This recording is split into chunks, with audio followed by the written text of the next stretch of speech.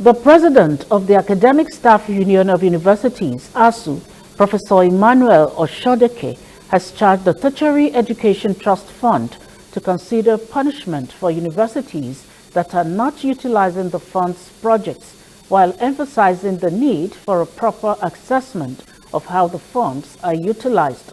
Professor Osodeke also lamented the dissolution of the Federal University's governing councils by President Bola Tinubu. Correspondent Marian Enakemo reports that Osodeke stated this while giving a goodwill message during a one-day sensitization workshop for heads of beneficiary institutions on career service centers, teaching practice, beneficiary identity management service and hostel development organized by Tertiary Education Trust Fund. He also lamented the neglect of the education sector by successive governments, pointing out that Nigeria ranked lowest in education budgets across the West African sub-region. The Executive Secretary, Tertiary Education Trust Fund, Architect Sonny Echono, said the fund has introduced a career service center intervention program to enable students make informed decisions regarding their career paths.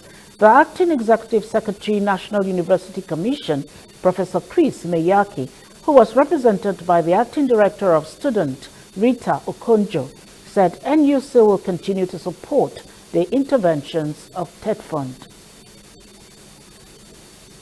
Take the stakeholder along to not be allowed to have access to the fund.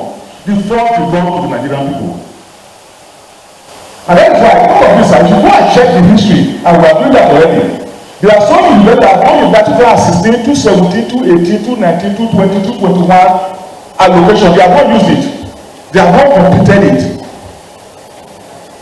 What would have used your fund to do in 2016? You cannot do more content today. So we need to put a disciplinary process in motion. Any university that misuse that money, that are people sweated for, people like Jega, people like ASUU were jailed. Big operation of first contribute building to raise people. In the year 2024 disbursement cycle, you will recall that the Career Services Center was introduced to complement other programs in our tertiary institutions. The fund considers the establishment of these centers necessary for the development of students' careers and their employability upon graduation, which is the raison d'etre for establishment of our tertiary educational institutions in the first place. So career services centers have helped students in advanced nations to make informed decisions regarding their career paths.